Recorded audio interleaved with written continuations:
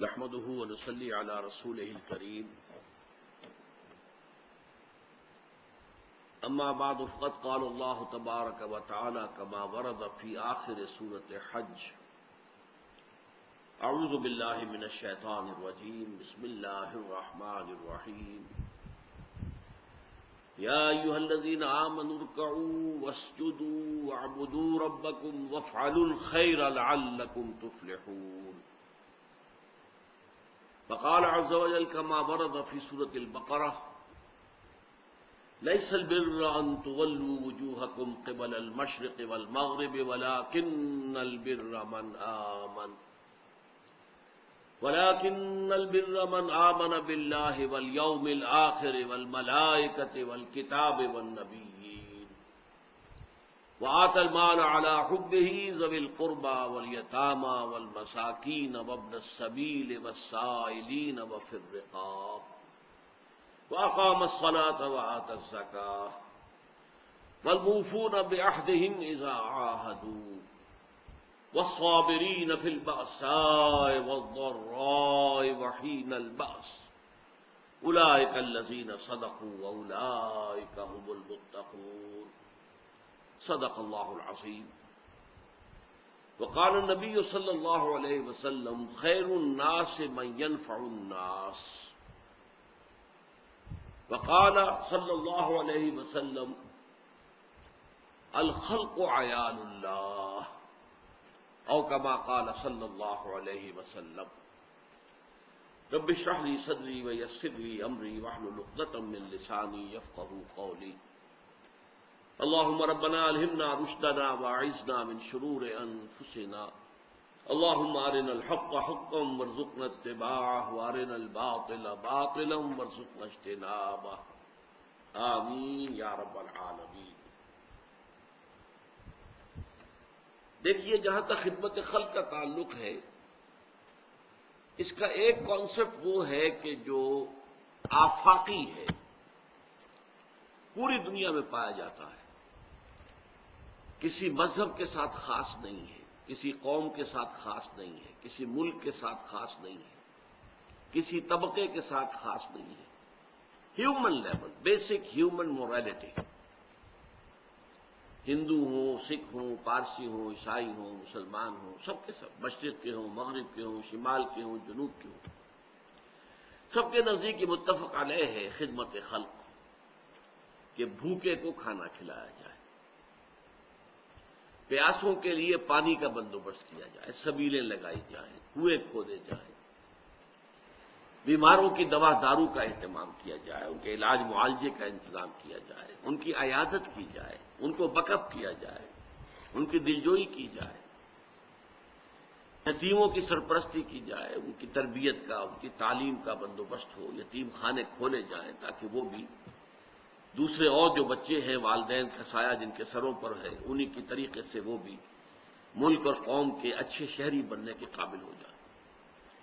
بیواؤں کے لیے کوئی ایسا امدادی کار ہو، پھر مسافروں کے لیے، اسی زمانے میں مسافر خانے ہوتے تھے، یہ دھرم شالائیں ہوتی تھیں ہندوؤں کے ہاں، یہ بڑے پن کے کام تھے، بڑے ثواب کے کام سمجھے جاتے تھے کہ مسافر وہاں آئے، ٹھہرے، دال روٹی بھی کھائے اور اس سے اس کے اوپر کوئی چارج نہ ہو، کوئی اس سے پیسے نہ لیے جائیں، یہ کام بھی ہوتے تھے۔ یہ سارے کام وہ ہیں کہ جیسا کہ میں نے عرض کیا کہ یہ یونیورسل ہیں، گلوبل ہیں، ہر قوم میں، ہر مذہب میں ان کا تصور موجود ہے، کم و بیش، کسی کے ہاں اس پر زیادہ ایمفیسس ہے، کسی کے ہاں قدر کم ہوگا، لیکن یہ بیسک ہیومن مورلز اور بیسک ہیومن مورالٹی سے متعلق مسئلہ ہے۔ اسلام بھی اس میں پورے طور پر شریک ہے، بلکہ اسلام نے اس سلسلے میں جو تصورات دیے ہیں ان کے اندر ایک اضافی شان پیدا ہوتی ہے۔ میں نے ابھی آپ کو 2 حدیثیں سنائی ہیں۔ حضور نے فرمایا خیر الناس من ينفع الناس، لوگوں میں سے بہترین لوگ وہ ہیں جو لوگوں کو فائدہ پہنچائیں۔ یہ خدمت خلق کے لیے بہت ہی بنیادی، یوں سمجھیے کہ ایک ایکسیم، خیر الناس من ينفع الناس۔ اسی طریقے سے دوسری حدیث میں نے آپ کو سنائی، بڑا پیارا انداز ہے، الخلق عیال اللہ، یہ تمام مخلوقات جو ہیں اللہ کے کنبے کے مانند ہیں۔ ظاہر بات ہے کہ اگر کسی کو اللہ سے محبت ہے تو اس کے کنبے سے بھی تو محبت ہوگی، یہ ایک فطری بات ہے۔ تو الخلق و عیال اللہ، تمام مخلوقات جو ہیں وہ اللہ کے کنبے کے مانند ہیں، تو ان کے ساتھ محبت کرنا، ان کے ساتھ خلوص، ان کی دلجوئی، ان کی خدمت کرنا، یہ گویا کہ اس کا ایک منطقی تقاضا ہے، لازمی تقاضا ہے۔ اور اس میں اس حد تک ہمیں احادیث کے اندر کیفیت ملتی ہے، ایسی تمثیلی انداز کے اندر، کہ شاید دنیا میں کہیں اور وہ تصور اس درجے کا موجود نہ ہو، کہ اللہ تعالیٰ فرماتے ہیں کہ قیامت کے دن وہ اپنے کسی بندے سے شکوہ کریں گے، اے میرے بندے، میں بھوکا تھا، میں نے تجھ سے کھانا مانگا، تو نے مجھے کھانا نہیں دیا۔ وہ بندہ کہے گا اللہ تو اس سے پاک ہے، اعلیٰ ہے، برتر ہے، کہ تجھے بھوک لگے، تجھے کھانے کی ضرورت ہو۔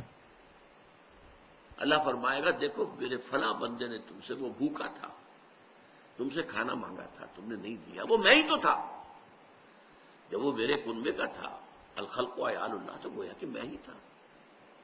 اس سے بھی آگے اللہ شکوہ کرے گا کہ میرے بندے میں ننگا تھا، میں نے چاہا کہ تو میرا تن ڈھانپ دے، تو نے نہیں ڈھانپا۔ وہ کہے گا معاذ اللہ معاذ اللہ معاذ اللہ، اللہ اے اللہ تو اس سے بہت بلند ہے، بالا ہے، کہ تجھے کوئی اوریانی لاحق ہو۔ اللہ فرمائے گا میرا فلاں بندہ جس کے پاس تن ڈھانپنے کو کپڑا نہیں تھا، اس نے تجھ سے سوال کیا تھا، وہ میں ہی تو تھا۔ یعنی سائل کی آستین سے جو ہاتھ نکل رہا ہے اسے سائل کا ہاتھ نہ سمجھو، اللہ کا ہاتھ سمجھو۔ تو اس سے اونچا تو کوئی تصور ممکن ہی نہیں ہے۔ اس اعتبار سے میں جو آیات میں نے آپ کو پڑھ کر سنائی ہیں ان کے حوالے سے تھوڑی سی وضاحت کرنا چاہتا ہوں کہ اس طرز کی خدمت خلق کا معاملہ جو ہے اس کا ہمارے دین میں کیا مقام ہے۔ سورہ حج کی لاسٹ بٹ 1 آیت ہے، یا ایھا الذین آمنوا ارکعوا واسجدوا واعبدوا ربکم وافعلوا الخیر لعلکم تفلحون۔ اے ایمان کے دعوے دارو، رکوع کیا کرو اللہ کی جناب میں، سجدہ کیا کرو اللہ کی جناب میں، اللہ کی پرستش کرو، اس کی اطاعت کرو، اور اچھے کام کرو تاکہ تم فلاح پاؤ۔ اب یہاں سوال پیدا ہوتا ہے، رکوع و سجود میں جو ریچولز ہیں ورشپ کے، موڈز آف ورشپ، وہ آ گئے، اور عبادت کا لفظ انتہائی جامع ہے۔ پوری زندگی میں ہر اعتبار سے اللہ کے احکام کی اطاعت کرنا اس کا لازمی جز ہے۔ جب یہ ساری چیزیں کور ہو گئی تو وفعل الخیر سے کیا مراد ہے؟ پھر کون سا خیر باقی رہ گیا جس کے لیے یہ اضافی الفاظ آئے کہ وفعل الخیر لعلکم تفلحون، کہ تم خیر کے کام کرو، بھلے کام کرو تاکہ تم فلاح پاؤ۔ اس سے یہی معلوم ہوتا ہے کہ یہ ہے خدمت خلق، خیر الناس من ینفع الناس۔ اس لیے کہ دیکھیے، ایک تو یہ ہے کہ عبادت کا تقاضا یہ ہے کہ آپ زکوٰۃ ادا کر دیں، آپ کے مال میں جتنی زکوٰۃ بنتی تھی وہ آپ نے دے دی، عبادت کا اور اطاعت کا حق تو ادا ہو گیا۔ اب اس سے زیادہ مال خرچ کرنا غریبوں کے لیے، مسکینوں کے لیے، بیواؤں کے لیے، بھوکوں کے لیے، حاجت مندوں کے لیے، یہ گویا کہ اب کار خیر شمار ہوگا۔ وافعلوا الخیر لعلکم تفلحون، اور بھلے کام کرو، نیک کام کرو تاکہ تم فلاح پاؤ۔ اسی کی تائید ہوتی ہے آیت البر سے۔ عام طور پر جو دنیا میں نیکی کا تصور ہے وہ مذہبی سطح پر زیادہ نمازیں پڑھنا، نوافل ادا کرنا، اسی طریقے سے اور عبادت گزاری، اس کو زیادہ سمجھا جاتا ہے کہ یہ اصل نیکی ہے۔ قرآن مجید نے اس کی نفی کی ہے۔ اگرچہ ٹھیک ہے، نماز بھی فرض ہے، ادا کرنی ہوگی، روزہ فرض ہے، رکھنا ہوگا، اسی طریقے سے نماز پڑھتے ہوئے قبلے کی طرف رخ کرنا لازم ہے، آپ کو کرنا ہوگا، یہ ساری چیزیں دین میں ہیں، دین کے احکام میں ہیں۔ اصل نیکی یہ نہیں ہے۔ لیس البر ان تولوا وجوہکم قبل المشرق والمغرب، نیکی، اصلی نیکی یہ نہیں ہے، یا تمام نیکی یہ نہیں ہے کہ تم اپنے چہرے مشرق یا مغرب کی طرف کر دو، رکوع کرو، سجود کرو، یہ سارے جو بھی فزیکل ایکٹس آف ورشپ ہیں یہ سب اس کے اندر آ گئے۔ وَلَٰكِنَّ الْبِرَّ مَنْ آمَنَ بِاللَّهِ وَالْيَوْمِ الْآخِرِ وَالْمَلَائِكَةِ وَالْكِتَابِ وَالنَّبِيِّينَ۔ اصلاً نیک وہ ہے جو سب سے پہلے تو ایمان کی شرط پوری کرے، ایمان لائے اللہ پر، اور یوم آخر پر اور فرشتوں پر اور کتابوں پر اور نبیوں پر. اور اس کے بعد یہ تو ایمان کی بات ہوئی. ہر شخص سمجھ لے گا کہ واقعی ایمان تو مقدم ہے ہر شے پر. ایمان کے بغیر تو کوئی عمل اللہ کو قبول نہیں ہے. لیکن اس کے بعد عمل جو بیان کیا گیا سب سے پہلا اعمال میں سے وہ ہے خیرات، حسنات، لوگوں کو ان کی تکلیفوں میں دیکھ کر اپنا مال ان پر خرچ کرنا. اگرچہ مال طبعاً محبوب ہے، محبوب ہونے کے علی الرغم کہ مال سب کو پسند ہے، کس کو پسند نہیں ہے، مال محبوب شے ہے، لیکن وہ یہ کہ ان کے لیے وہ لوگ آت المال علی حب ہی، اس کی محبت کے علی الرغم انہوں نے مال خرچ کیا. آت المال علی حب ذوی القربى، قرابت دار، رشتہ دار، والیتامى، یتیم، والمساکین، وابن السبیل، مسافر، والسائلین، دستے سوال دراز کرنے والے، مانگنے والے، وفی الرقاب، اور گردنوں کو چھڑانے میں. رقبہ کہتے ہیں گردن. اس کی معنی کیا ہے کہ اگر کوئی غلام ہے تو اپنے مال سے اس کو خرید کر آزاد کر دیا جاتا تھا. یہ بہت بڑی نیکی تھی. حضرت ابوبکر رضی اللہ تعالیٰ عنہ کے جو فضائل کا دفتر ہے اس میں سب سے روشن اور درخشندہ باب یہی ہے کہ غلاموں اور کنیزوں میں سے جو اسلام لے آئے تھے اور انہیں ان کے کافر اور مشرک آقا ستا رہے تھے، مار رہے تھے، تکلیفیں پہنچا رہے تھے، انہوں نے جو بھی ان کے آقاؤں نے منہ مانگے دام مانگے ان پر خریدا اور آزاد کر دی. یہ پھر رقاب ہے. اور اسی کا ایک مفہوم یہ بھی آتا ہے کہ اگر کوئی شخص قرض میں اس طریقے سے جکڑا جائے کہ لاکھ کوشش کے باوجود نہیں نکل پا رہا، تو بجائے اس کے کہ آپ اس کو صرف کوئی تھوڑی سی مدد کرتے رہے کہ سسٹین تو کر سکے اپنے آپ کو، سبسسٹنس تو ہو جائے، نہیں، کوئی لمپ سم قسم کی مدد ایسی دی جائے کہ وہ سارے قرضوں سے نجات پا کر دوبارہ اپنے پاؤں پر کھڑا ہو جائے. یہ جو کچھ برادریاں ہیں جیسے اسماعیلی لوگ ہیں، میمن لوگ ہیں، ان کے اندر یہ بات پائی جاتی ہے. ان کا اگر کوئی ساتھی، ان کا کوئی فرد جو ہے اس طریقے سے اگر گر جائے، جو کہ سب کاروباری لوگ ہیں، کوئی کاروباری آدمی کسی وقت اس طریقے سے گر جائے کہ وہ اس سے نکل نہ پا رہا ہو، تو پھر اسے لمپ سم بڑی امداد دے کر بجائے اس کے کہ اسے مستقل خیراتی بنا دیا جائے، خیرات کے اوپر گزارا کرتا رہے، اسے دوبارہ ایسی اتنی امداد دی جائے کہ وہ اپنے پاؤں پر کھڑا ہو کر اور وہ اس برادری کا، اس معاشرے کا ایک رسپیکٹیبل، باعزت جو ہے شہری اور فرد بن جائے. یہ غور کرنے کی بات ہے. اس کے بعد فرمایا وَأَقَامَ الصَّلَاةَ وَآتَى الزَّكَاةَ، اور قائم کی اس نے نماز اور ادا کی زکات. یہاں دو نقطے سمجھنے کے ہیں. اگرچہ ایک اعتبار سے ہم کہتے ہیں الصلاۃ عماد الدین، نماز جو ہے وہ تو دین کا ستون ہے. اور یہ بھی بات صحیح احادیث میں آئی ہے کہ قیامت میں جب انسانوں کا حساب ہوگا تو سب سے پہلے نماز کا حساب لیا جائے گا.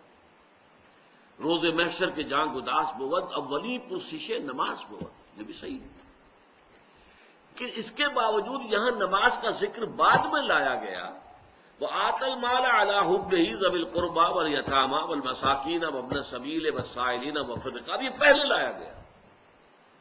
گویا کہ عبادات پر مقدم ہے انسان کے اندر اس جذبے کا ہونا کہ وہ اپنے مال کو جو طبعاً مرغوب ہے، محبوب ہے، اس کو خرچ کرے غریبوں اور محتاجوں، ضرورت مندوں کی ضرورتوں کو پورا کرنے کے لیے. یہ گویا کہ نماز سے مقدم ہے. جب بحث ہو رہی ہے نیکی کسے کہتے ہیں، تو نیکی کے اعتبار سے اگر ارکان دین کی بات ہوگی تو کلمہ شہادت کے فوراً بعد نماز. بنی الاسلام علی خمس، شہادت اللہ الہ الا اللہ وان محمد رسول اللہ، واقام الصلاۃ وایتاء الزکاۃ وصوم رمضان وحج البیت. کلمہ شہادت کے فوراً بعد نماز. لیکن یہاں بحث یہ ہے، موضوع کیا ہے کہ نیکی کیا ہے، نیکی کسے کہتے ہیں، خیر کیا ہے، خیر الناس کون شمار ہوگا، لوگوں میں بہتر آدمی کون ہے. تو وہاں معلوم ہوا کہ ایمان کے فوراً بعد انسان کے اندر یہ صلاحیت کہ وہ اپنا مال خرچ کرے، ضرورت مندوں کی ضرورت پورا کرنے کے لیے، محتاجوں کی احتیاج کو رفع کرنے کے لیے، یتیموں کے لیے، مساکین کے لیے. مسافر بھی پرانے زمانے میں چونکہ ہوتا تھا اور آج بھی ہو جاتا ہے، بسا اوقات کوئی مسافر جو ہے وہ اس ایسی کیفیت سے دوچار ہو جاتا ہے، فرض کیجئے جو پونجی اس کے پاس سے چوری ہو گئی، اب وہ کھڑا ہے، اس کے پاؤں تلے زمین نہیں ہے، کیا کرے. اجنبی جگہ پر ہے، تو ایسے حالات میں مسافروں کی مدد بھی یقیناً بہت بڑی نیکی کا، اگرچہ ہمارے ہاں آج کل مختلف لوگوں نے اس کو دندہ بنا لیا ہے، ایک پروفیشن جو ہے بیگری کا، اس نے اپنے جو ہے مختلف ہتھ کنڈے جو استعمال کیا، اس کی وجہ سے آدمی شک میں پڑ جاتا ہے کہ پتہ نہیں یہ جینوئن کیس ہے یا نہیں ہے، اور یہ جو شک ہے یہ خود اپنی جگہ پر جینوئن ہے، لیکن یہ ہے کہ بہرحال اس امکان کو آپ رفع نہیں کر سکتے کہ ہو سکتا ہے کہ کوئی شخص واقعہ جینوئنلی ضرورت کے اندر پڑ گیا ہو، کہ اس کے اوپر ایسی آفت آ گئی کہ اس کی جیب کٹ گئی، اس کی ساری پونجی جو ہے وہ جاتی رہی، تو اب وہ تو کھڑا ہوا ہے، معلق ہے ہوا کے اندر، اس کے پاؤں تلے زمین نہیں۔ اب یہ کام جو ہے یہ پہلے ہے، نماز بعد میں ہے، وَأَقَامَ الصَّلَاةَ وَآتَى الزَّكَاةَ۔ اور دوسرا نقطہ یہ ہے کہ یہ زکوٰۃ سے اضافی شے ہے، اس لیے کہ زکوٰۃ کا ذکر تو علیحدہ ہو رہا ہے، وَآتَى الزَّكَاةَ، زکوٰۃ تو علیحدہ بیان ہو رہی ہے، تو میں نے جیسا کہ پہلے عرض کیا تھا کہ عبادت کے اندر زکوٰۃ تو آ گئی، وہ جو کہا گیا وفعل الخیر، تو اب معلوم ہوا وہ اس کے علاوہ کوئی اضافی شے ہے، وہی بات یہاں آ رہی ہے کہ اقام الصلاۃ وآتى الزکاۃ سے پہلے جو ذکر ہو رہا ہے کہ مال کا خرچ کرنا، وآتى المال على حبه ذوي القربى واليتامى والمساکین وابن السبیل والسائلین وفی الرقاب، یہ گویا کہ زکوٰۃ کے علاوہ ہے۔ یہ نقطہ بہت کم لوگ جو مذہبی مزاج کے لوگ ہیں ان کے ذہنوں میں یہ نقطہ واضح نہیں ہے، حالانکہ حضور کی ایک کلیئر حدیث ہے، ان فی المال لحقا سوی الزکاۃ، مال میں تمہارے جو حق ہے اللہ کا وہ زکوٰۃ کے علاوہ بھی ہے، یہ نہ سمجھو زکوٰۃ دے دی تو سارا حق ادا ہو گیا، نہیں، ان فی المال لحقا سوی الزکاۃ۔ اور پھر آپ نے یہی آیت پڑھی لیس البر ان تولوا وجوہکم قبل المشرق والمغرب ولكن البر من آمن بالله واليوم الآخر والملائكة والكتاب والنبيين وآتى المال على حبه ذوي القربى واليتامى والمساكين وابن السبيل والسائلين وفي الرقاب وأقام الصلاة وآتى الزكاة۔ تو یہ چیزیں جیسا کہ میں نے عرض کیا اگرچہ اپنی جگہ یونیورسل ہیں، ہر مذہب میں موجود ہیں، ہر قوم میں موجود ہیں، بلکہ ایک افسوسناک حقیقت یہ ہے کہ آج ہم اگر دیکھیں تو مسلمانوں میں یہ کام کم ہے، ہندوؤں میں ہم سے یہ کام کہیں زیادہ تھا۔ ایک گنگا رام تھا جو ہسپتال بنا کے چلا گیا، ہمارے ہاں جو ہے وہ بزنس ہاسپٹل ایک بنا بھی ہے، تو سب لوگوں نے زور لگا کر بنایا ہے، حالانکہ ہمارے ہاں گنگا رام کی کیا حیثیت تھی، اس وقت پیسے والے جو ہیں وہ کہیں بڑھ کر ہیں، وہ 100 گنگا راموں سے بڑھ کر ہے، لیکن نہیں، ہمارے ہاں یہ کام کم ہے۔ یہ کام جو ہے ہندوؤں میں بہت ہے، پن کا کام، ثواب کا کام، پن کے کام، اس کے اوپر خرچ کرتے تھے، کنویں کھدواتے تھے، سبیلیں لگاتے تھے، گھوڑوں کے لیے، جانوروں کے لیے پانی کا اہتمام کر رہے ہیں، اور یہ کہ پھر دھرم شالائیں بنا رہے ہیں، وہ مسافر خانے بنا رہے ہیں، یہ سارے کام ان کے آتے ہیں۔ بہرحال ہمارے ہاں اس کا جو معاملہ ہے اس کو میں ایک سیرت کے واقعے سے آپ کو یہ سنا دوں، اور یہ سیرت کا واقعہ بھی حضور پر وحی کے آغاز سے قبل کا ہے، ابھی آغاز وحی نہیں ہوا تھا۔ آپ کو معلوم ہے 25 برس آپ کی عمر تھی جب آپ کی شادی ہوئی ہے حضرت خدیجہ الکبریٰ رضی اللہ تعالی عنہا سے، اور 40 برس کی عمر میں وحی شروع ہوئی ہے، تو 15 برس جو ہیں وہ آپ کی ازدواج کی زندگی جو ہے وہ وحی کے آغاز سے قبل کی، اس کا واقعہ ہے کہ حضور ایک مرتبہ کہیں باہر سے تشریف لائے اور پھر بڑے غمگین کیفیت میں تھے، اور آپ نے کپڑا ایک اوڑا اور لیٹ گئے۔ حضرت خدیجہ نے سمجھ لیا کہ کوئی غم اور کوئی رنج کی بات ہے، پوچھا کیا معاملہ ہے؟ فرمایا میں گیا تھا ذرا مکے سے باہر نکل گیا تھا، فلاں وادی میں نے دیکھا ایک قافلہ ٹھہرا ہوا ہے، ایک قبیلہ ہے، ان کے جسموں پر کپڑا نہیں، کھانے کو ان کے پاس کچھ نہیں ہے، نہایت لاغر ہو گئے فاقوں کے ذریعے سے، اور میرے پاس کچھ ہے نہیں کہ میں ان کی مدد کر سکوں۔ یہ کیوں؟ دولت بہت تھی، لیکن دولت تو تھی حضرت خدیجہ کی، حضور صلی اللہ علیہ وسلم کی ذاتی دولت تو نہیں تھی۔ تو اس پر حضرت خدیجہ نے رضی اللہ تعالی، یہ تفسیر کبیر میں یہ واقعہ موجود ہے امام راضی کی، آپ سے کہا اچھا آپ جائیے، فلاں فلاں بڑے بڑے سردار تھے، چودھری تھے قریش کے، انہیں بلا لائیے۔ وہ جب آ گئے تو اتنی دیر میں اتنا بڑا ڈھیر اشرفیوں کا لگا دیا کہ جب آئے ہیں تو حضور بھی بیٹھے ہیں تو چھپ گئے اس ڈھیر کے پیچھے، پھر حضرت خدیجہ نے تمام لوگوں کو گواہ بنایا کہ آپ سب لوگ گواہ رہیں، میں نے یہ ساری دولت محمد کے حوالے کر دی صلی اللہ علیہ وسلم، وہ جہاں اور جیسے چاہیں خرچ کریں۔ تو یہ کیفیت جو ہے ادھر حقیقت یہ ہے خدمت خلق کا یونیورسل تصور، عمومی تصور جو پوری دنیا میں ہے، جو بیسک ہیومن ویلیوز میں سے ہے۔ اور یہ تصور وہ ہے کہ جو حضور پر وحی سے پہلے پورا کا پورا موجود تھا، آپ کی شخصیت میں، آپ کی سیرت میں۔ ابھی وحی نہیں آئی ہے لیکن یہ چیزیں موجود تھیں، اس لیے کہ واقعہ نوٹ کیجئے کہ جب پہلی وحی آئی ہے اور حضور سراسیمہ ہو گئے ہیں، فرشتے سے جو ملاقات ہوئی غار حرا میں، ایک نیا ایکسپیرینس بالکل، تو بڑی طبیعت کے اندر جو ہے وہ ایک دہشت کی سی کیفیت تھی۔ تو سیرت کی کتابوں میں آتا ہے جب آپ آئے ہیں تو آپ پر لرزہ طاری تھا اور آپ نے کہا زملونی زملونی، مجھے کمبل اڑا دو، لیٹ گئے، آپ کو بخار ہو گیا اور آپ نے کہا خشیت علی نفسی، مجھے تو اپنی جان کا اندیشہ ہے، یہ کیا میرے ساتھ واقعات پیش آنے شروع ہوئے ہیں، مجھے اندیشہ ہے کہ میں ہلاک نہ ہو جاؤں۔ اس پر حضرت خدیجہ نے فرمایا، عرض کیا اللہ آپ کو ضائع نہیں کرے گا، آپ تو یتیموں کی سرپرستی کرتے ہیں، بیواؤں کی خبر گیری کرتے ہیں، مسافروں کی مہمان نوازی کرتے ہیں، بھوکوں کو کھانا کھلاتے ہیں، آپ میں تو یہ اوصاف موجود ہیں، اللہ تعالیٰ کبھی آپ کو ہرگز ضائع نہیں کرے۔ یہی بات حضرت ابوبکر صدیق کے بارے میں آتی ہے۔ جب حضرت ابوبکر صدیق رضی اللہ تعالیٰ عنہ جب انتہائی مخالفت ہو رہی تھی اور قریش جو ہے وہ کھلم کھلا مسلمانوں کو نماز نہیں پڑھنے دیتے تھے، تو انہوں نے کہا اچھا میں ہجرت کرتا ہوں، میں بھی جاتا ہوں حبشہ کی طرف جہاں اور لوگ چلے گئے۔ مکے سے نکل پڑے ہیں تو ابن الدغنا ایک بڑا سردار تھا، پہلوان تھا، طاقتور آدمی تھا، صاحب اثر تھا، وہ راستے میں مل گیا، وہ مگر کہاں چلے؟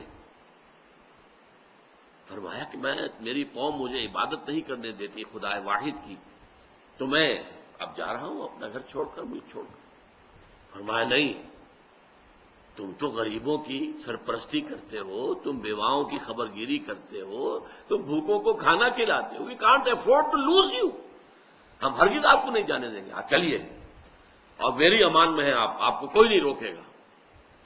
تو حضرت ابو بکر واپس آ گئے، لیکن ابن الدغنا نے یہ بات کہہ لی کہ آپ بلند آواز سے قرآن نہ پڑھا کریں، آپ اپنی نماز پڑھیں، آرام سے پڑھیں، لیکن بلند آواز سے نہیں۔ یہ بلند آواز جب آپ کی آواز نکل جاتی ہے اور دوسرے گھروں میں پہنچتی ہے تو اس سے ان لوگوں کا جو رد عمل ہوتا ہے وہ شدید ہوتا ہے۔ تو چند دن تو حضرت ابوبکر نے اس کی پابندی کی، پھر آپ نے کہا تم اپنی امان اپنے پاس رکھو، میں یہ کام نہیں کر سکتا، اور آپ نے بلند آواز سے قرآن مجید پڑھنا شروع کر دیا۔ تو میں صرف اس وقت جو میں نے عرض کیا ہے وہ یہ ہے کہ خدمت خلق کا ایک یہ تصور ہے جو ہر شریف انسان میں، ہر سلیم الفطرت انسان میں، قطع نظر اس سے کہ اس کا مذہب کیا ہے، اس کی قومیت کیا ہے، وہ کس ملک کا رہنے والا، یہ کامن ہے، یہ یونیورسل ہے۔ البتہ اب دوسری ڈائمنشن ہے خدمت خلق کی، وہ ہے خاص طور پر اسلام سے متعلق، اس لیے کہ اس کا تعلق ایمان سے ہے۔ ایمان ہمیں کیا بتاتا ہے کہ یہ دنیا کی زندگی عارضی ہے، اصل زندگی آخرت کی ہے۔ وَإِنَّ دَارَ الْآخِرَةَ لَهِيَ الْحَيَوَانُ، اصل جو ہے آخرت کا گھر جو ہے وہ اصل گھر ہے، اصل زندگی ہے۔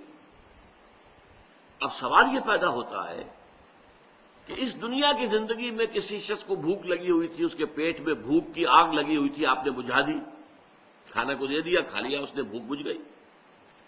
لیکن وہ شخص چل رہا ہے اس راستے پر کہ جو اگلی زندگی میں آخرت میں جہنم کا ایندھن بنے گا، اس کے لیے آپ نے کچھ نہیں سوچا، تو آپ بڑے شقی ہیں، بڑے، اگر یقین ہے آپ کا، اصل میں معاملہ بہت بڑا اگر کا ہے، اٹس اے بگ اف، اگر واقعی آپ کو یہ یقین ہے کہ اصل زندگی آخرت کی زندگی ہے، تو پھر تو خدمت خلق یہ ہے کہ لوگوں کی آخرت سنوارنے کی کوشش کرو، انہیں سیدھے راستے کی طرف بلاؤ، انہیں اپنے خالق اور مالک اللہ تعالیٰ کے ساتھ متعارف کراؤ، گیٹ دیم انٹروڈیوس ٹو اللہ، تعارف حاصل ہو جائے، معرفت حاصل ہو جائے اللہ تعالیٰ کی، تعارف یہی ہے نا، معرفت حاصل ہو جانا ایک دوسرے کی۔ اور پھر یہ کہ وہ اللہ تعالیٰ سے لو لگائیں، اللہ سے محبت کریں، اللہ ہی کو اپنا مقصود و مطلوب اور معبود اور محبوب حق حقیقی بنائیں تاکہ ان کی آخرت درست ہو۔ اگر یہ ہم نہیں کر رہے، اور ظاہر بات ہے کہ بھوکے کو کھانا کھلا دیا تو نیکے کا کام تو ہے، لیکن وہ چل رہا ہے اس راستے پر کہ جو اسے جہنم میں لے کر جا رہا ہے، اس راستے سے بچا کر اور جنت کے راستے پر لوگوں کو ڈالنا، جہاں ابدی راحت ہوگی، جہاں ہمیشہ ہمیشہ کے لیے روح و ریحان و جنت نعیم، اس راستے پر لے آنا، یہ سب سے بڑی خدمت خلق ہے۔ یہی وجہ ہے کہ وحی کے آغاز سے پہلے اور وحی کے آغاز کے بعد یہ آپ کو کنٹراسٹ نظر آئے گا سیرت محمدی میں صلی اللہ علیہ وسلم۔ وحی کے آغاز سے پہلے وہ نیکی کا، خدمت خلق کا تصور، بھوکوں کو کھانا کھلانا، مسافروں کی خدمت کرنا، بیواؤں یتیموں کی سرپرستی کرنا، یہ مطلب جو ہے تمام و کمال سیرت محمدی میں موجود ہے۔ لیکن جیسے ہی وحی شروع ہو گئی اور یہ حقیقت منکشف ہو گئی کہ اصل زندگی تو وہ ہے، یہ تو عارضی ہے، 20 سال 30 سال 40 سال 50 سال ختم ہو جانی ہے، آج نہیں تو کل، کل نہیں تو پرسوں۔ کوئی شخص اگر جھگی میں رہ رہا ہے اس کو بھی موت آنی ہے، اور کوئی شخص محل میں رہ رہا ہے اس کو بھی موت آنی ہے۔ اور بالآخر ڈیتھ دی لیولر ایک نظم ہم نے پڑھی تھی، ایف اے کے کورس میں ہوتی تھی، کہ موت تو آ کے سب کو برابر کر دیتی ہے۔ بڑے بڑے محلوں میں رہنے والے اور بڑے جو ہے گدیلوں پر سونے والے اور مخملی جو ہیں ان کے سارے لباس اور یہ، لیکن یہ کہ بہرحال پھر انہیں مٹی میں مل کر مٹی ہونا ہے۔ اور غریب آدمی جو ہے، جو چاہے کہیں فٹ پاتھ پر سو کر رات گزارتا ہو یا کسی جھگی میں رہتا ہو، وہ بھی موت کے بعد وہ بھی مٹی میں مل کر مٹی ہو جائے گا۔ تو ڈیتھ دی لیولر، یہ موت جو ہے وہ آ کر انسان کی اونچ نیچ کو ختم کر کے لیول کر دیتی ہے۔ لیکن اس کے بعد کیا ہوگا؟ بل تؤثرون الحیات الدنیا، قرآن مجید کہتا ہے کہ تمہارا جو اصل مرض ہے، تمہاری جو اصل بیماری ہے وہ کیا ہے؟ تم دنیا کی زندگی کو ترجیح دیتے ہو، پسند کرتے ہو۔ والآخرۃ خیر وابقیٰ، جبکہ آخرت کی زندگی جو ہے وہ بہت بہتر ہے اور باقی رہنے والی ہے، یہ ختم ہونے والی، وہ باقی رہنے والی۔ تو ظاہر بات ہے کہ فائنائٹ اور انفائنائٹ کے درمیان کوئی ریشیو پروپورشن ممکن ہی نہیں، وہ انفائنائٹ ہے۔ خالدین فیہا ابدا، ہمیشہ ہمیشہ کے لیے۔ اس زندگی کو سنوارنا، اس زندگی کو بہتر بنانے کی کوشش کرنا، یہ سب سے بڑی خدمت خلق ہے۔ لیکن جیسا کہ میں نے عرض کیا، اس کا تعلق ایمان کے ساتھ ہے۔ اگر آپ کو یقین ہے کہ اصل زندگی آخرت کی زندگی ہے، جیسے سورہ عنکبوت میں فرمایا وَإِنَّ الدَّارَ الْآخِرَةَ لَهِيَ الْحَيَوَانُ لَوْ كَانُوا يَعْلَمُونَ، اصل میں تو آخرت کا گھر جو ہے وہ اصل زندگی ہے، کاش کہ انہیں معلوم ہوتا۔ تم اس کو زندگی سمجھے بیٹھے ہو، یہ تو عارضی سے ٹھکانہ ہے۔ ایک بڑی پیاری تمثیل حضور نے بیان فرمائی، مالی ولی دنیا انما مثلی کراکب استظل تحت شجرۃ ثم راح فترکها، مجھے تمہاری اس دنیا سے کیا سروکار، کوئی تعلق ہی نہیں میرا۔ میری مثال اس مسافر کی سی ہے، اس سوار کی، اونٹنی پر ہے یا گھوڑے پر ہے، سوار ہے، مسافر ہے، وہ کسی درخت کے نیچے تھوڑی دیر رکتا ہے سستانے کو، آرام کرنے کو، پھر وہ اپنا راستہ دیتا ہے۔ وہ درخت اس کا گھر نہیں ہے، وہ منزل نہیں ہے، وہ ایک عارضی قیام گاہ ہے۔ تو یہ دنیا کی زندگی تو ہماری عارضی قیام گاہ ہے، اصل گھر جو ہے وَإِنَّ الدَّارَ الْآخِرَةَ لَهِيَ الْحَيَوَانُ لَوْ كَانُوا يَعْلَمُونَ، آخرت کی زندگی جو ہے وہ اصل میں اصل زندگی ہے، کاش کہ انہیں معلوم ہوتا۔ اس میں ایسا بھی ہوتا تھا کہ پھر حضور اپنے گھر کی خواتین کو لے کر بیٹھتے تھے، ایک ایک کا نام لے کر، یا فاطمہ بنت محمد انقذی نفسک من النار فانی لا املک لک من اللہ شیئا، اے فاطمہ، محمد کی نور چشم لخت جگر، اپنے آپ کو آگ سے بچانے کی کوشش کرو اپنے اعمال سے، اس لیے کہ مجھے تمہارے بارے میں کوئی اختیار حاصل نہیں ہوگا قیامت کے دن۔ قیامت کے دن اس لیے نہیں چھوٹ جاؤ گی کہ محمد کی بیٹی ہو صلی اللہ علیہ وسلم رضی اللہ تعالی عنہ، نہیں، تمہارے اعمال ہوں گے پیش کر۔ غافل عمل کوئی اگر دفتر میں ہے، اگر ہے تو وہ پیش کرو۔ یا صفیہ عمت رسول اللہ، اے صفیہ، اللہ کے رسول کی پھوپھی، انقذی نفسک من النار فانی لا املک لک من اللہ شیئا، اپنے آپ کو آگ سے بچانے کی فکر کرو، اس لیے کہ میں تمہارے کام نہیں آ سکوں گا، مجھے کوئی اختیار حاصل نہیں ہو۔ پھر ایک اور تمثیل آپ نے دی ہے کہ لوگوں، میری اور تمہاری مثال ایسی ہے کہ آگ کا ایک بہت بڑا الاؤ ہے، تمہیں نظر نہیں آ رہا اور تم اس میں گر پڑنے کو تیار ہو۔ یوں سمجھیے کہ اگر فرض کیجئے کہ آپ کہیں کسی راستے میں بیٹھے ہوئے ہیں اور آپ نے دیکھا کہ ایک اندھا بیچارہ سڑک پر چلا جا رہا ہے اور اسے معلوم نہیں کہ آگے سڑک کھودی ہوئی ہے، کوئی ٹیلی فون والوں نے یا کوئی گیس والوں نے یا بجلی والوں نے سڑک کھودی ہوئی ہے، تو اندیشہ ہے کہ وہ اس گڑھے میں گر جائے گا۔ آپ چیخ کر کہتے ہیں اسے بچو بھائی، دیکھو کہاں بڑھے چلے جا رہے ہو، آگے گڑھا ہے۔ اور فرض کیجئے وہ بہرا بھی ہے، وہ آپ کی پکار کو بھی نہیں سن رہا، تو کیا ہوگا؟ پھر آپ اٹھیں گے، دوڑیں گے، بھاگیں گے، اور ہو سکتا ہے کہ وہ گر رہا ہو اور اس کا کپڑا پکڑ کر آپ بچا لیں اس کو۔ یہ ہوگا کہ نہیں ہوگا؟ یہ فطرت انسانی ہے یا نہیں؟ ہاں، ایسے پرورٹڈ لوگ بھی ہو سکتے ہیں جو بیٹھ کر تماشا دیکھیں گرتا ہے کیا ہوتا ہے، وہ پرورشن ہے۔ وہ تو مسخ شدہ شخصیت کسی کی ہو تو اس کا طرز عمل یہ ہوگا، ورنہ اگر فطرت ہے انسان کے اندر اور وہ فطرت سلیمہ ہے، اس کی نیچر جو ہے وہ پرورٹڈ نہیں ہے، تو پھر لازماً وہ یہ کرے گا کہ پہلے پکارے گا، اور اگر سمجھے گا یہ تو بہرا بھی ہے، نہیں نہ یہ دیکھ رہا ہے نہ سن رہا ہے، تو دوڑ کر پھر آدمی ہو سکتا ہے کہ وہ گر رہا ہو اور آپ اس کا کپڑا پکڑ کر اس کو بچائیں۔ یہ مثال دی ہے حضور نے کہ میری اور تمہاری مثال ایسی ہے کہ آگ کا ایک الاؤ ہے، وہ تمہیں نظر نہیں آ رہا، تم اسے میں گر پڑنا چاہتے ہو، میں تمہارے کپڑے پکڑ پکڑ کر گھسیٹ رہا ہوں، بچا رہا ہوں۔ قوا انفسکم واہلیکم نارا، اے نبی بچائیے اپنے اہل و عیال کو بھی اور اپنے رشتہ داروں کو بھی، بچاؤ اپنے آپ کو اللہ کی آگ سے۔ اسی طریقے سے انذر عشیرتک الاقربین، اپنے قریبی رشتہ داروں کو خبردار کیجیے۔ تو یہ دعوت اللہ کی طرف، دعوت ایمان کی طرف، دعوت اسلام کی طرف، صحیح راستے پر آنا، نجات کے راستے پر لوگوں کو لے آنا تاکہ ان کی ابدی زندگی سنور جائے، وہاں وہ جہنم میں جھونکے جانے کی بجائے جنت میں داخل ہو جائیں، یہ اس خدمت خلق سے کئی گنا بڑی خدمت خلق ہے۔ چنانچہ جیسے ہی حضور پر وحی کا آغاز ہوا، اس کے بعد سے لے کر حیات دنیاوی کے آخری سانس تک آپ نے یہی کام کیا، لوگوں کو بچانا، آگ سے بچانا، اللہ کے عذاب سے بچانا، غلط راستوں سے واپس بلا کر صحیح راستے پر چلانا۔ یہ خدمت خلق کی سیکنڈ ڈائمنشن ہے، لیکن اس کا تعلق کیا ہے؟ ایمان کے ساتھ۔ جس شخص کے اندر ایمان نہیں ہے، ظاہر بات ہے اس کے سامنے یہ ڈائمنشن نہیں آ سکتی۔ وہ ڈائمنشن تو ہوگی کہ بھوکے کو کھانا کھلا دو اور بیمار کی دوا دارو کا بندوبست کر دو، وہ تو ہوگی، وہ تو یونیورسل ہے، جیسا کہ میں نے عرض کیا، اس کا تعلق بیسک ہیومن مورالٹی سے۔ لیکن ایمان کے ساتھ متعلق ہو کر خدمت خلق اصل کیا ہے؟ لوگوں کو گمراہی کے راستوں سے اور جہنم کی طرف جانے والے طور طریقوں سے بچا کر ایمان اور اسلام کے راستے پر گامزن کرانا تاکہ ان کی ابدی اخروی زندگی درست ہو جائے۔ اب ایک تھرڈ ڈائمنشن ہے خدمت خلق کا، ایک تیسرا تصور۔ دیکھیے، جو انسانی زندگی میں اجتماعی نظام ہوتا ہے، اگر وہ ظالمانہ ہے، ایکسپلائٹیٹو ہے، ریپریسو ہے،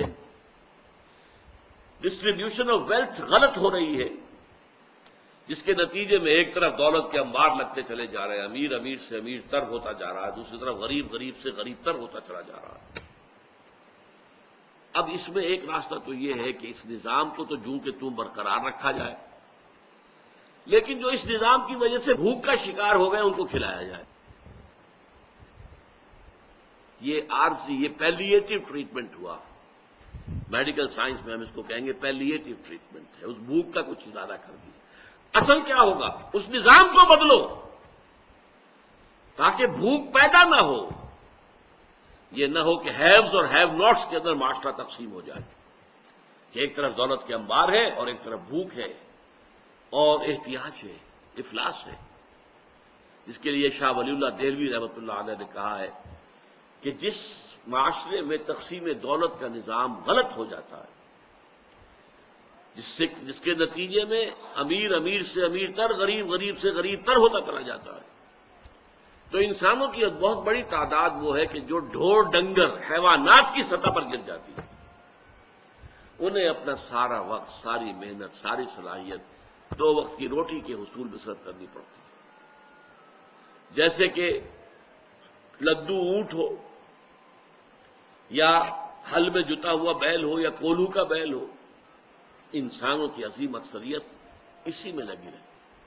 اب ظاہر بات ہے ان میں کوئی اعلیٰ خیال کہاں سے آئے گا، کوئی اعلیٰ آئیڈیا، کوئی عمدہ خیال، کوئی بلند ذہنی اور فکری اور نظریاتی سطح تک رسائی ناممکن۔ 2 وقت کی روٹی پوری نہیں ہو رہی تو اور کہاں ہوگا؟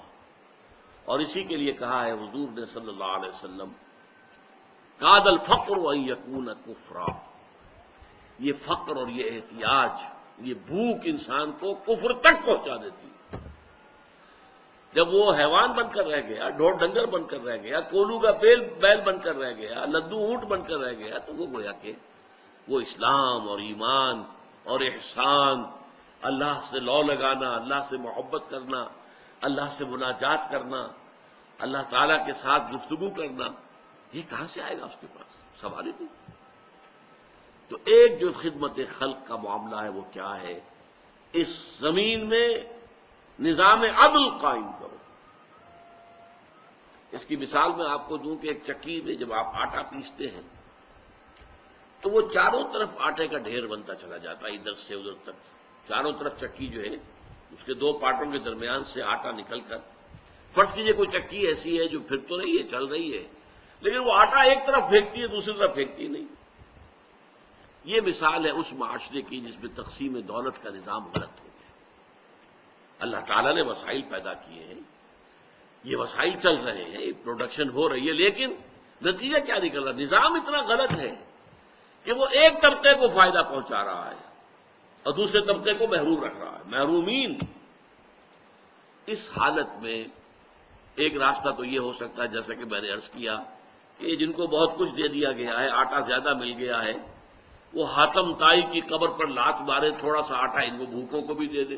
یہ ہے چیریٹی، یہ ہے وہ تصور پہلا کہ آپ کے پاس ہے، آپ کھانا کھلا دیں، کسی کو بھوکے کو کھلا دیں، کسی کے لیے کوئی اس کی ضرورت پوری کر دیں۔ لیکن اس سے بڑا کام کیا ہوگا کہ اس نظام کو درست کرو، اس چکی کو صحیح کرو کہ یہ ہر طرف آٹا جو ہے ایونلی، برابر انداز کے اندر اعتدال کے ساتھ پھینکے، تمام طبقات تک اس کی برکات پہنچ جائیں۔ وہ نظام قائم کرو کہ جس نظام میں کفالت کی ذمہ داری حکومت پر آ جاتی ہے۔ دیکھیے، ایک پرسنل چیریٹی ہے کہ آپ کسی کو خیرات دے رہے ہیں، اس میں یقیناً خیرات لینے والی کی جو خودی ہے وہ مجروح ہوتی ہے، اس کے احساسات مجروح ہوتے ہیں کہ میں مانگ رہا ہوں، میں کھا رہا ہوں، میں اس سے لے رہا ہوں۔ حدیث میں بھی آیا ہے، الید العلیٰ خیر من الید السفلیٰ، دینے والا ہاتھ اوپر ہوتا ہے، لینے والا ہاتھ نیچے ہوتا ہے، اوپر والا ہاتھ نیچے والے سے بہتر ہے۔ لیکن اگر یہ نظام حکومت کی سطح پر ہو، یہ حکومت کی ذمہ داری ہو، پھر وہ پرسنل چیریٹی کا معاملہ ختم ہو جائے گا۔ وہ تو حکومت کفالت کرنے کی ذمہ داری لے۔ آج مغربی ممالک میں سے بہت سو میں ویلفیئر کا نظام ہے، سوشل سیکیورٹی کا نظام ہے، ان امپلائمنٹ الاؤنسز کا نظام ہے، تاکہ کوئی شخص جو ہے کسی کے سامنے جا کے ہاتھ نہ پھیلائے، حکومت دے گی اسے۔ ایک شہری کے اعتبار سے اس کا حق ہے کہ حکومت اسے دے، کم سے کم اس کی بنیادی ضروریات جو ہے وہ پوری ہو رہی ہے۔ یہ اگر نظام ہم قائم نہیں کرتے، اسلام نے وہ نظام دیا ہے، نظام خلافت، کہ ہر انسان کی بنیادی ضروریات کی کفالت حکومت کے ذمہ ہے۔ یہی وجہ ہے، دیکھیے آپ نے پڑھا ہوگا، سنا ہوگا کہ خلافت راشدہ میں، خصوصاً حضرت عمر کے دور خلافت میں، لوگ زکوٰۃ لے کر پھرتے تھے، کوئی لینے والا نہیں ہوتا تھا۔ تو کیوں؟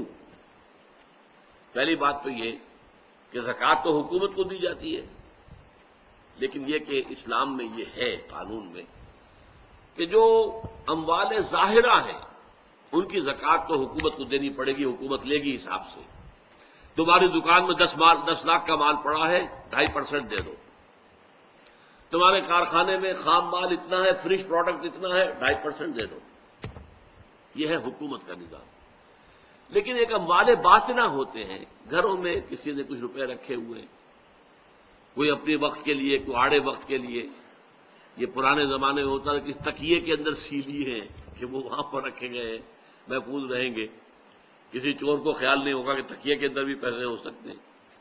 تو ان چیزوں کو کہہ دیا گیا کہ ان کی زکوٰۃ آپ خود دے سکتے ہیں چاہے تو، اور یہ بھی کہ حکومت کو دینا چاہیں تو حکومت کو دے دیں. اس کے لیے جا کر تلاشی نہیں لے گی حکومت، گھروں کو جا کر جو ہے ٹٹولے گی نہیں کہ گھروں میں صندوق کے اندر کیا رکھا ہوا، زیور کتنا. نہیں، یہ اموال باطنہ کہلاتے ہیں. اموال باطنہ کی زکوٰۃ وہ فرد خود دینے کا جو ہے وہ اس کو اختیار حاصل ہے، چاہے وہ حکومت کو دے دے. لو بھائی یہ بھی لے لو. اموال ظاہرہ کی زکوٰۃ تم نے لے لی ہے، باطنہ کی بھی حاضر ہے. اور یہ بھی ہو سکتا ہے کہ وہ آپ خود دیں. اچھا، خود دینے میں ایک لذت تو ہے نا. وہ جو حضور کی حدیث ابھی میں نے سنائی، الید العلیٰ خیر من الید السفلیٰ، دینے والا ہاتھ جو اوپر ہوتا ہے وہ نیچے والے ہاتھ سے بہتر ہے. تو ایک لذت تو ہے نا کہ آپ دے رہے ہیں، کوئی لے رہا ہے، آپ ڈونر ہیں، کوئی ریسیپینٹ ہے. لیکن حضرت عمر کے زمانے میں وہ کفالت عامہ کا نظام ریاست کے تحت جب قائم ہو چکا تھا، ہر شہری کی بنیادی ضروریات کی کفالت ریاست کے ذمے ہے، تو اب کوئی زکوٰۃ کاہے کو لے؟ لہذا آپ کو یہ واقعہ ملتا ہے کہ لوگ اپنی زکوٰۃ لے کر پھرتے تھے، ان کا قبول کرنے والا کوئی نہیں ہوتا. Why should they accept? ہماری ذمہ داری تو حکومت پر ہے. اب ظاہر بات ہے کہ یہ جو نظام کو برپا کرنا ہے اور exploitative, repressive, unjust system of life, politico socio economic system of life, اس کو بدلنا آسان کام نہیں ہے. ظاہر بات ہے کہ ہر نظام کے ساتھ ویسٹڈ انٹرسٹ ہوتے ہیں. اب جاگیرداری نظام ہے، جاگیردار ہے، آپ کہیں جاگیرداری نظام ہم ختم کر دیں گے تو جاگیردار ختم کرنے دے گا آپ کو؟ They are bound to defend their system, اس لیے کہ اس کے ساتھ ان کے مراعات ہیں، ان کے فوائد ہیں، ان کے مفادات ہیں. بادشاہی نظام آپ سعودی عرب میں ختم کرنے کی کوشش کریں تو سعودی آپ کو ختم کرنے دیں گے؟ آل سعود جن کی حکومت ہے، جن کے بلین ڈالر کے جو ہے وہ محل بنتے ہیں، وہ آپ کو وہ نظام تو ختم نہیں کرنے دیں گے. اس نظام کو ختم کرنے کے لیے جد و جہد کرنی پڑتی ہے، انقلابی جد و جہد. اس کے لیے انقلابی جد و جہد، پہلے ایک پارٹی وجود میں آئے، ڈسپلن پارٹی، جو تن من دھن یہاں تک کہ جان بھی قربان کرنے کو تیار. کمیونسٹ پارٹی آف رشیا، بولشویکس، مونشویکس، انہوں نے کوئی کم قربانیاں نہیں دی تھی. ایسے ہی زار کی حکومت ختم نہیں ہوئی تھی، بڑی قربانیاں دے کر ہوئی تھی. صحابہ کرام نے بھی جب نظام قائم کیا، حضور نے اور صحابہ نے، محمد الرسول اللہ والذین معہ، تو سینکڑوں صحابہ کو جام شہادت نوش کرنا پڑا کہ نہیں؟ خود حضور زخمی ہوئے یا نہیں ہوئے؟ آپ کے دندان مبارک شہید ہوئے کہ نہیں ہوئے؟ آپ کے خون جو ہے اس سے احد کی مٹی اور طائف کی مٹی وہ سیراب ہوئی یا نہیں؟ تو یہ انقلابی جد و جہد، یہ پھر اسلام کی روح سے سب سے بڑی نیکی. چینج سسٹم، نظام کو بدلو، عادلانہ، منصفانہ، based on justice and fair play, جس میں ڈسٹریبیوشن آف ویلتھ جو ہے وہ اکویٹیبل ہو، جس میں ہر فرد کی بنیادی ضروریات انڈر رائٹ کرے ریاست. اس نظام کو قائم کرنے کی جد و جہد کرو. یہ پھر نیکی کا سب سے اونچا تصور ہے، جس کو کہا گیا ایک حدیث کے اندر، ضربۃ السلام منہ الجہاد فی سبیل اللہ. اسلام کو حضور نے ایک درخت سے تعبیر کیا، تشبیہ دی، جیسے درخت کی جڑ ہوتی ہے. تو اسلام کی جڑ کیا ہے؟ کلمہ شہادت، لا الہ الا اللہ محمد رسول اللہ. پھر درخت کا ایک تنا ہوتا ہے. تنا کیا ہے اسلام کا؟ اقام الصلاۃ و ایتاء الزکوٰۃ، زکوٰۃ کی ادائیگی اور نماز کا قائم کرنا. پھر درخت میں اوپر برگ و بار آتے ہیں، پتے ہیں، شاخیں ہیں، پھل لگ رہے ہیں، یہ اس کی چوٹی ہے. تو ضربۃ السلام منہ، اسلام کی چوٹی جو ہے وہ الجہاد فی سبیل اللہ، اللہ کا جہاد، اللہ کی راہ میں جہاد کرنا. تاکہ اللہ تعالیٰ نے جو عادلانہ نظام دین الحق کی شکل میں، اسلام کی شکل میں، ان الدین عند اللہ الاسلام، جو حضور کے ذریعے سے پایہ تکمیل کو پہنچا، الیوم اکملت لکم دینکم واتممت علیکم نعمتی ورضیت لکم الاسلام دینا، اس دین کو قائم کرنے کے لیے جہاد کیا جائے، یہ سب سے اونچی نیکی ہے۔ اور اس کا مقصد بھی کیا ہے؟ خدمت خلق، تاکہ لوگوں کو ظلم و ستم سے نجات دلائی جائے اور لوگوں کے لیے ان کی زندگیوں کے اندر ان کی ضروریات کو وہاں پہنچایا جائے، ان کے ساتھ انصاف ہو۔ اس کے لیے تو خدمت خلق کے یہ 3 لیولز ہیں جو میں نے آپ کے سامنے رکھے۔ ایک یونیورسل ہے، کامن ٹو آل ہیومینٹی، بھوکے کو کھانا کھلانا، پیاسے کے لیے پانی کا بندوبست کرنا، بیمار کے لیے دوا دارو کا بندوبست کرنا، تیمارداری کا انتظام کرنا، ان کی دلجوئی ہے، جا کر وزٹ کرنا ہے، اور جو بھی طریقے ہیں دنیا کے اندر عیادت ہے۔ اس کے علاوہ غریبوں، یتیموں، مسکینوں، ان کے لیے کوئی کوشش، یہ یونیورسل کانسیپٹ ہے، دس از دی بیس لائن۔ اس بیس لائن کے اوپر 2 اور ڈائمنشنز ہیں جن کا تعلق خاص اسلام کے ساتھ ہے، ایکسکلوسو۔ ایک کیا ہے؟ لوگوں کو دعوت دینا کہ وہ اللہ کے دین کی طرف، اللہ کی طرف آئیں تاکہ ان کی ابدی زندگی، ہمیشہ کی زندگی، آخرت کی زندگی درست ہو جائے۔ اور دوسرے یہ کہ اس دنیا میں اس عادلانہ نظام کو قائم کرنے کی جد و جہد کی جائے کہ جس کے ذریعے سے نوع انسانی ہر قسم کے ظلم سے نجات پا جائے۔ بس میں اسی پر اکتفا کر رہا ہوں۔ اقول قولی ھذا واستغفر اللہ لی ولکم ولسائر المسلمین والمسلمات۔